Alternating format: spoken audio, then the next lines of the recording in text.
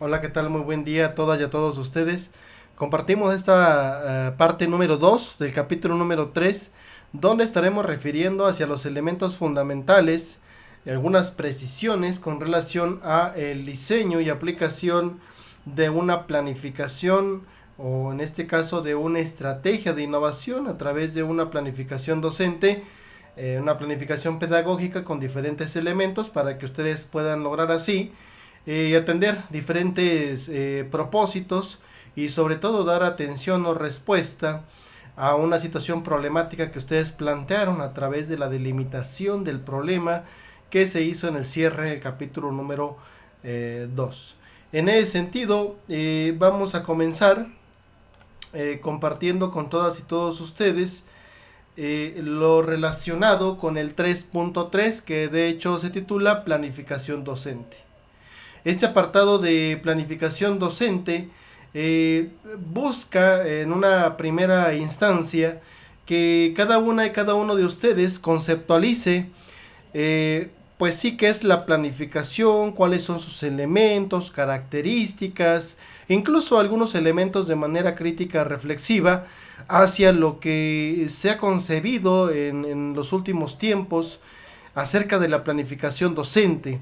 Para ello, pues existen una serie de autores que algunos de ellos muy conceptuales, reitero, algunos otros muy críticos, muy reflexivos, como por ejemplo Ezequiel Anderé, cuando hace la diferenciación entre una planificación que se elabora generalmente para un cumplimiento administrativo o normativo y una planificación cuando sí se elabora con un objetivo pedagógico real para el desarrollo de procesos de aprendizaje, en este caso en los educandos. Esos son elementos fundamentales para que tú inicies en este caso la redacción de este apartado.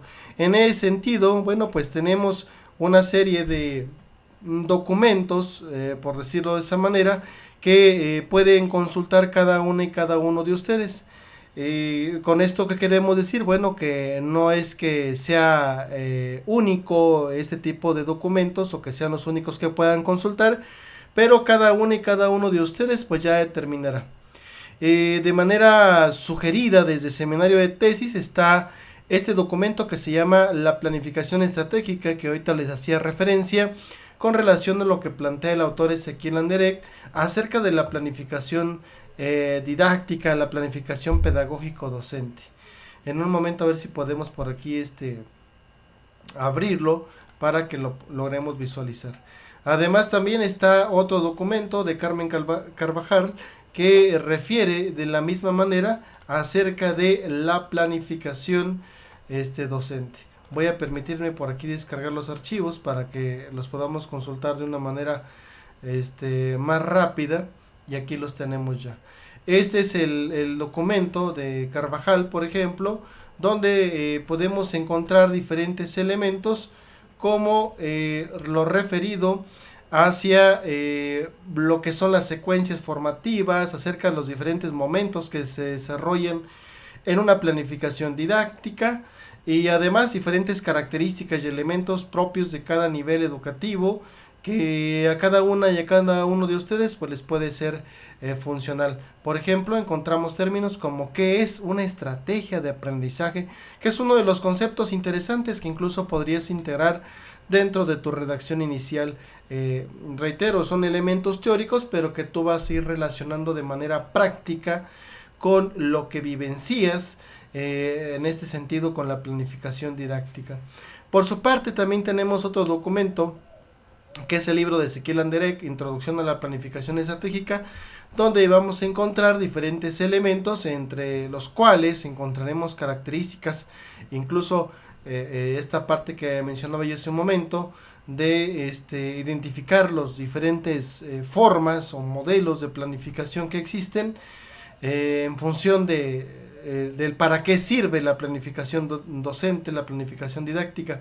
En ese sentido, bueno, pues identificaremos sus principales componentes, sus principales elementos que la integran y por supuesto haremos esa parte reflexiva entre lo que tiene que ver con la planificación normativa a una planificación estratégica, que es lo que busca en este caso este autor.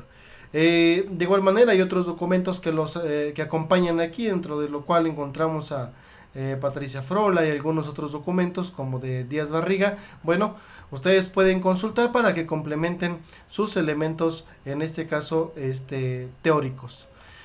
Una vez que tenemos esta parte conceptual teórica, es importante referir acerca del por qué es importante que el docente realice una planificación. Yo ya te comentaba acerca de Ezequiel Anderegg, porque creo que es un autor que te permite mucho reflexionar acerca de este elemento, de por qué es importante que un docente realice una planificación, sobre todo con la intención de potenciar el aprendizaje, en este caso en sus estudiantes. Cabe mencionar que el video que se les compartió como parte 1 es un video que ya teníamos elaborado del ciclo anterior, y en este sentido este video que estamos elaborando en el 2024, bueno, pues es un video que tiene la intención también de complementar los elementos dentro de la planificación que se viven dentro de la nueva escuela mexicana. Dentro de lo cual, pues saben ustedes que cada planificación docente, aunada a una metodología que cada una y cada uno de ustedes ya ha seleccionado, bueno, pues va a complementar todos sus elementos y características, sus fases, sus momentos, sus principios que van a integrar a dicha planificación docente. Que esta planificación docente pues tendrá que ser, como dice el autor Ezequiel Anderegg, una planificación estratégica, una planificación real para fortalecer los procesos de aprendizaje. En esa parte, ¿no?, de la nueva escuela mexicana, donde se busca que se fortalezcan los procesos de aprendizaje, además también que se desarrolle el aprendizaje en los estudiantes desde que ellos identifiquen lo concreto, real, que es lo que ellos viven a diario, que es su contexto, que es su comunidad, y lo puedan llevar hacia lo concreto pensado. Y lo concreto pensado tiene que ver con el desarrollo del pensamiento, un pensamiento crítico, un pensamiento creativo también, que les permita sobre todo tomar decisiones dentro de su contexto donde ellos se desenvuelven. Entonces, esta orientación de planificar del docente en una planificación real, una planificación para los procesos de aprendizaje, tendrá que visualizar esto que te compartí acerca de partir de lo concreto real, que es lo que el estudiante vivencia, pero llevarlo a través de una serie de procesos hacia lo concreto pensado, que es cuando el estudiante ya logró interiorizar una parte teórica de lo que tú le quieres enseñar, como lo es matemáticas, como lo es a lo mejor una cuestión socioemocional. Son elementos teóricos, pero él lo logra vincular hacia su práctica. Y entonces esta parte de lo concreto pensado le permite obviamente a un estudiante, reitero, tomar decisiones y tener un pensamiento crítico ante una situación problemática real de su vida, ¿verdad?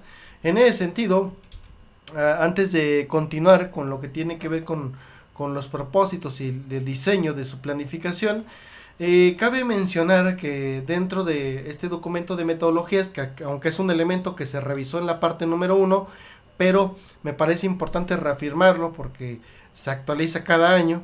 Entonces, lo que tiene que ver con las metodologías, cabe mencionar que la metodología es un estudio profundo de un método que se puede implementar, ¿no?, para el aprendizaje, por ejemplo. En todas las metodologías, básicamente lo que nos dan son una serie de pautas, de principios, de fases, de momentos que le van a permitir al educando fortalecer dichos procesos de aprendizaje. En este caso, las metodologías que están ya planteadas por parte de la nueva escuela mexicana tienen una serie de elementos que conjugados le permiten eso que mencionábamos hace un momento al estudiante. Situar un aprendizaje desde la cuestión real comunitaria, llevarlo hacia una parte teórica de lo que él tiene que conocer, pero también trasladarlo hacia esas partes reflexivas, donde el estudiante logre vincular lo teórico con lo práctico y decíamos hace un momento, desarrollar ese aprendizaje basado en el pensamiento.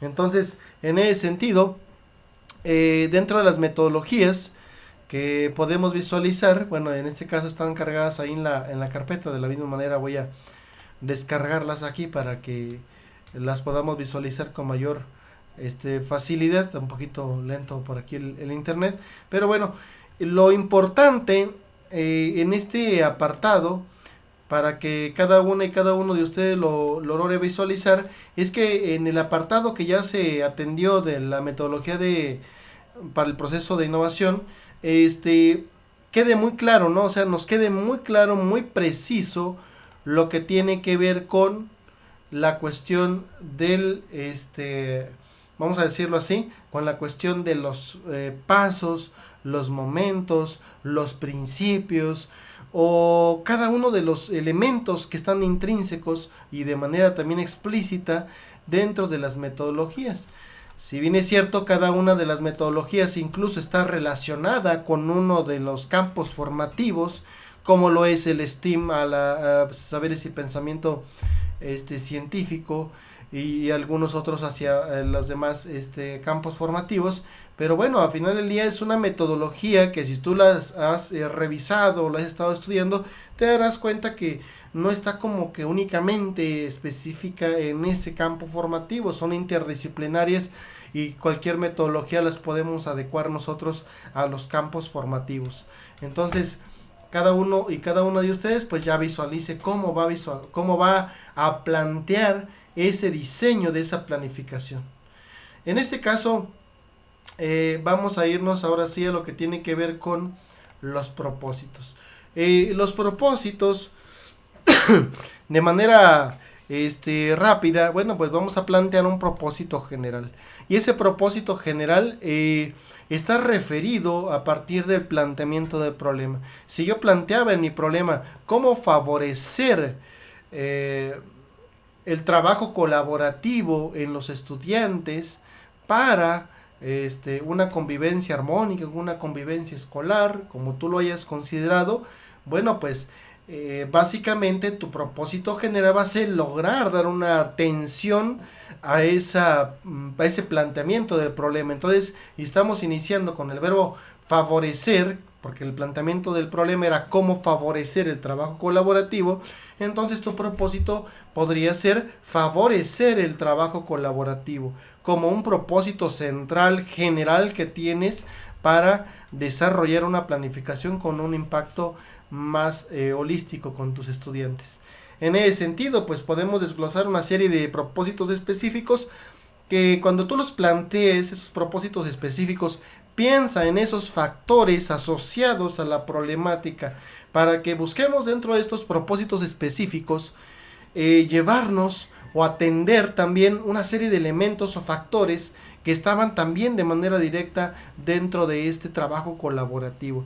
Si dentro de los factores encontrábamos que los padres de familia eran un elemento fundamental y el cual estaba no siendo como o no estaban participando de manera adecuada para que los educandos tuvieran un trabajo colaborativo adecuado, pues puede ser que el trabajo con padres de familia sea uno de tus propósitos específicos. Si tú considerabas que dentro de ese trabajo colaborativo era importante fortalecer elementos como tiene que ver con la autorregulación de emociones o la autonomía en la decisión, o en el gestión de las emociones, bueno, pues podría ser uno de tus propósitos específicos. Reitero, estos propósitos específicos no son ajenos de ninguna manera al propósito general que ya tienes planteado. Son una serie de elementos que se desglosan a partir del propósito general, pero atendiendo esos factores asociados que ya hemos venido identificando incluso desde tu triangulación de datos que hiciste en el cierre del capítulo número 2. En ese sentido, estos propósitos buscarán dar una direccionalidad al trabajo. Una direccionalidad que buscará, lógicamente, que se logren atender esa serie de cuestiones que tú identificaste en tu planteamiento de problema. Cabe mencionar que hicimos una reflexión breve dentro de las clases de seminario acerca de las variables independientes y las variables dependientes. Y hacíamos una serie de reflexiones acerca de cómo esta estrategia pues tiene que lograr impacto dentro de una de estas variables. Entonces, toda esa cuestión te invito a que la reflexiones y la dialogues con tu asesor para que puedas llevar también cúmulo, o más que cúmulo, esa serie de elementos que te pueda también aportar, en este caso, el asesor de tu documento recepcional. Nos vamos al 3.3.2. Cuando hablamos del diseño y la aplicación de una estrategia de innovación,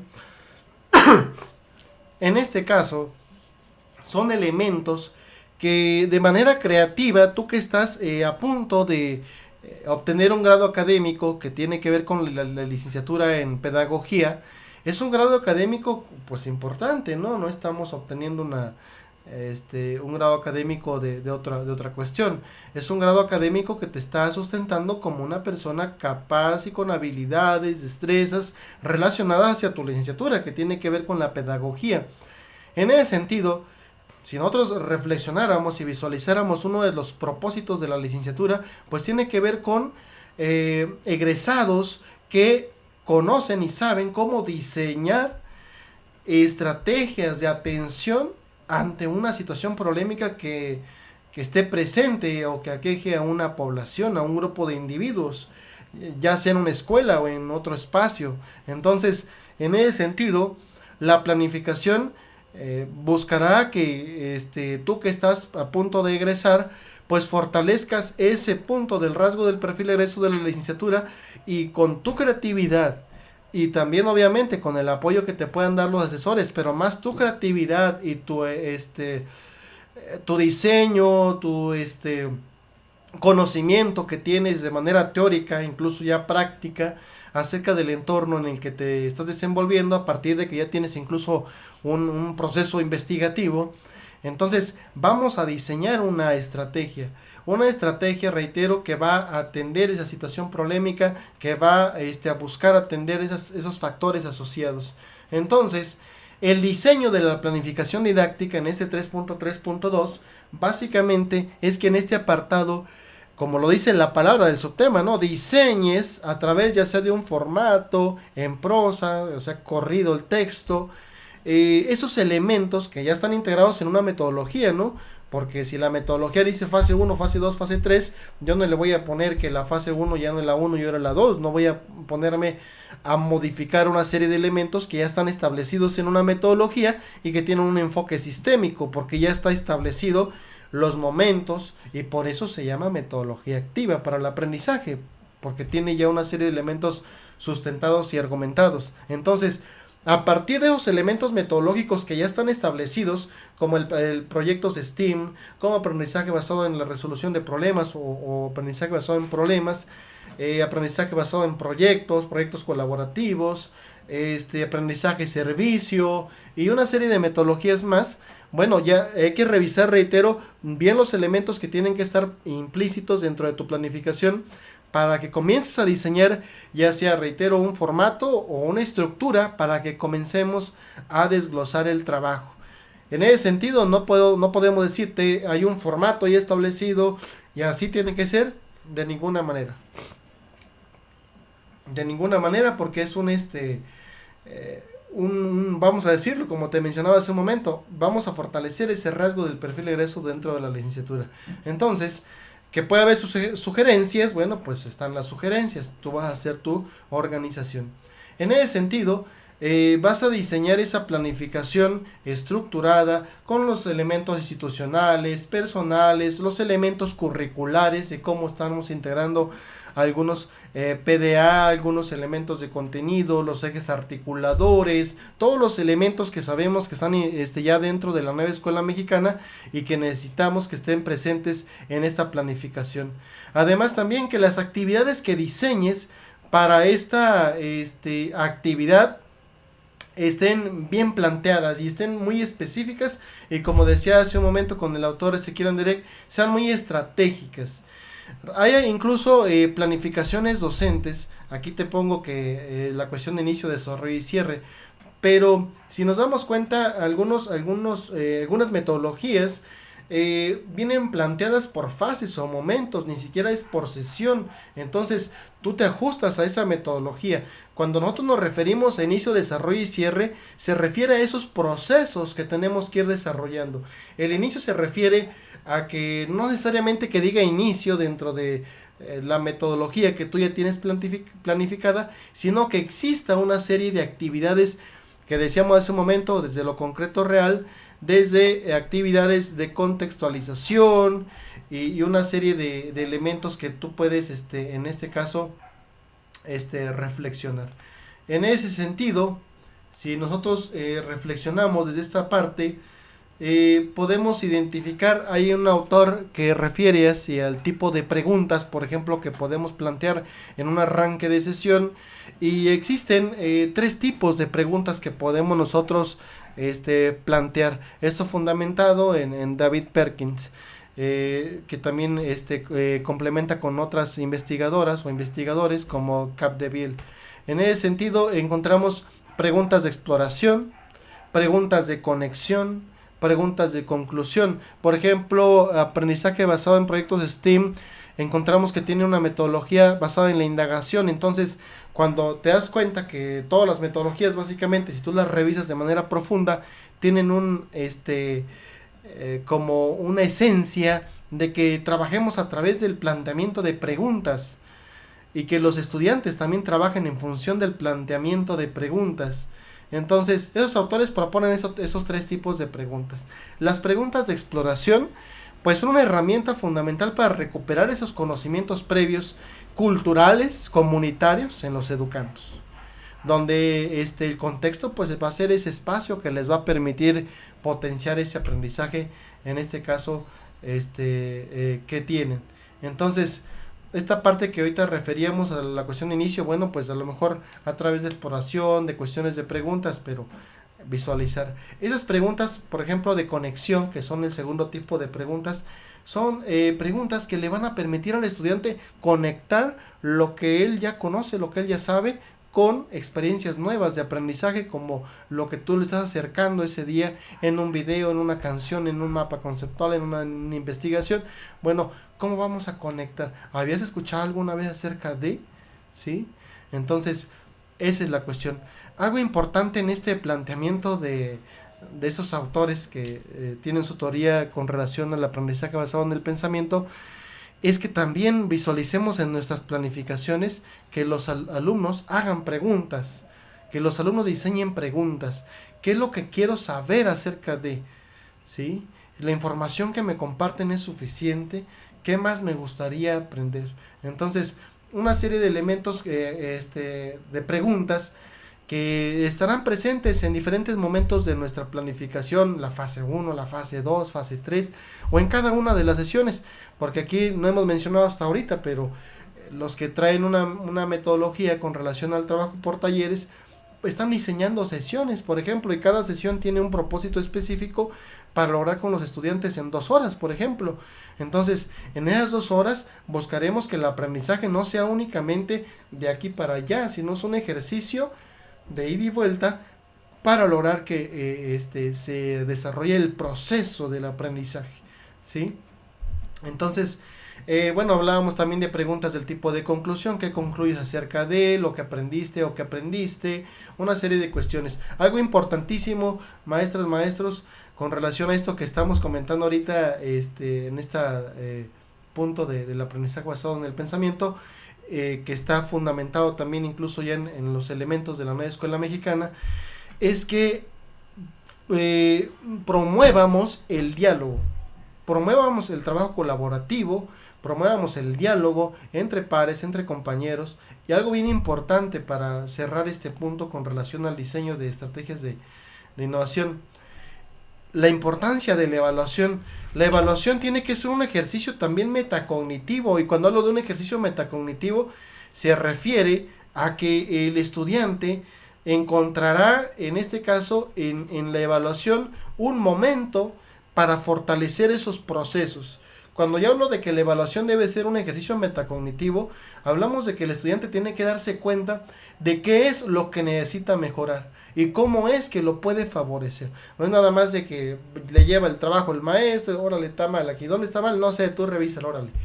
Sino tiene que ser un ejercicio en una realimentación puntual en el ejercicio de la evaluación. Y cuando hablamos de que la evaluación es metacognitiva, obviamente es formativa, pero tiene que ser metacognitiva, Podemos fortalecer la autoevaluación. Desde esta perspectiva, estableciendo obviamente una serie de elementos importantes con el estudiante, de la importancia de lo que tiene que ver con la autoevaluación, porque pues en muchas de las ocasiones se identifica que la autoevaluación es un ejercicio donde el estudiante es deshonesto y pone calificación, se pone 10, ¿no? Pero tenemos que fortalecer los elementos metacognitivos cuando el estudiante se autoevalúa. Y para que el estudiante se autoevalúe no es nada más que te pones, sino es, aquí están los criterios que tendríamos que haber fortalecido en este proceso de aprendizaje y que observas en ti, en cada uno de los criterios que aquí te comparto, ¿sí? Es diferente a decirte qué calificación te pones en la actividad del día de hoy. Entonces, nos vamos a otro tipo de evaluación que también es metacognitiva, que es la coevaluación. Y la coevaluación es ese ejercicio donde está comprobado ya en estudios científicos, que podemos encontrar algunos de ellos incluso en Redalyc, a ver si recuerdo ahorita la autora que lo fundamenta, pero refiere a que la coevaluación es un gran ejercicio para que el estudiante fortalezca las habilidades metacognitivas, que el estudiante identifique en otros trabajos, por ejemplo, qué es lo que deben fortalecer, si es la ortografía, si es la redacción, si es la limpieza, si es la entrega, qué elementos tiene que fortalecer. De esta manera, de manera intrínseca, el estudiante también está haciendo un ejercicio de metacognitivo donde está dándose cuenta que esos elementos, bajo ciertos criterios que el docente le comparte, también hacen falta en su trabajo. Entonces, la coevaluación es un ejercicio metacognitivo desde la parte que otra persona me evalúa, pero a la vez también yo me doy cuenta de los elementos que hacen falta en mi trabajo. Cabe mencionar que esta autora, no recuerdo ahorita el nombre, pero en cuanto lo recuerdo se los comparto, refiere que cuando hagamos un ejercicio de coevaluación busquemos hacerlo anónimo, porque cuando nosotros hacemos anónimo un ejercicio de coevaluación eleva el rango de efectividad y de credibilidad de la información, porque de lo contrario se visualiza como un ejercicio de te voy a poner 8 porque me caes bien, te pongo 10 porque me invitaste la coca, el refresco y tal, pero no es un ejercicio metacognitivo desde la parte pedagógica que nosotros buscamos. Es un ejercicio nada más, el muchacho sacó el 8 y sabe por qué, tú me lo pusiste, por qué me pusiste 5. Entonces sugieren estos autores que han trabajado el ejercicio de coevaluación que sean anónimos. Son algunas de las sugerencias. Cabe mencionar también que cuando nosotros revisamos, por ejemplo, documentos de inclusión y de equidad educativa, como el documento de educación inclusiva, hablan de ajustes razonables, que nosotros integremos, si es necesario, integremos dentro de nuestra planificación algunos ajustes razonables, sobre todo con la intención de atender o lograr erradicar o ayudar a enfrentar barreras de aprendizaje y participación en los educandos. Y tenemos alumnos con alguna serie de barreras de aprendizaje y participación. Tendremos que integrar este elemento de ajustes razonables, donde haremos una serie de adecuaciones no tanto como al alumno, sino cómo vamos a lograr que el alumno participe y aprenda dentro de este proceso. No es como que, mira, a ti te voy a llevar una mandala, coloreale y ahí te diviertes. No, cómo te voy a integrar en el tema de la Revolución Mexicana a través de las habilidades y zona de desarrollo real que tú tienes. Cómo te voy a integrar para que participes y para que te integres, no para que estés haciendo otra actividad que no te estoy incluyendo en el contenido, en el proceso de aprendizaje que estoy queriendo fortalecer. Por supuesto, los recursos y todos los elementos que debe de tener. El día de hoy enfaticé mucho en el inicio, mas sin embargo también los desarrollos de los proyectos que tú vayas a fortalecer, la generación de productos, por ejemplo, que vas a evaluar a través, ya decíamos hace un momento, de autoevaluación o coevaluación, tienen que ser productos integrales, tienen que ser productos que se fortalezca el diálogo, el trabajo colaborativo y todos los elementos que tú estás visualizando y que buscas atender desde los factores asociados ya sea al rendimiento académico o asociados hacia la autorregulación de emociones. Entonces es importante, reitero, esos elementos que visualizamos en pantalla son elementos nada más, como lo dice ahí, básicos. Reitero, tú ajustate con tu metodología. No necesariamente tienes que estar así cuadrado como lo visualizamos en pantalla, que quisiéramos ver un formato así, Tú oriéntate con una metodología que tienes, pero yo te hice sugerencias, ¿no? Integra preguntas, el diálogo, el trabajo en equipo, cómo puedes evaluar, el diseño de tus instrumentos. En el diseño de instrumentos de evaluación es importante que estén bien planteados los criterios de evaluación, y también es importante que esos instrumentos, si los vamos a aplicar como un ejercicio de autoevaluación o coevaluación, sean criterios muy adecuados al contexto y al lenguaje de nuestros educandos. Porque si yo le pongo un criterio con un alto nivel de entendimiento, con un alto pues de palabras complejas que utilizamos en el argot de la docencia, nos vamos a dar cuenta que el estudiante no va a saber ni qué evaluarle, ¿no? Y profe, aquí que le pongo y tal. Vamos a ser muy puntuales en esos criterios, sobre todo cuando los vamos a aplicar para los estudiantes, con cosas, criterios muy sencillos, en un renglón que se entienda realmente. Cuando hablamos de criterios que tienen que estar en un instrumento de evaluación, que existan criterios sí cognitivos, a ver si logramos comprender y aprender acerca de los conceptos, pero también procedimentales, si logramos participar en el equipo, si utilizamos los procesos, las estrategias, las formas de aprender, como tiene que ver el aprender haciendo, y la parte socioafectiva, que tiene que ver con las emociones, ¿verdad? Con lo que se haya generado desde el trabajo colaborativo, la empatía.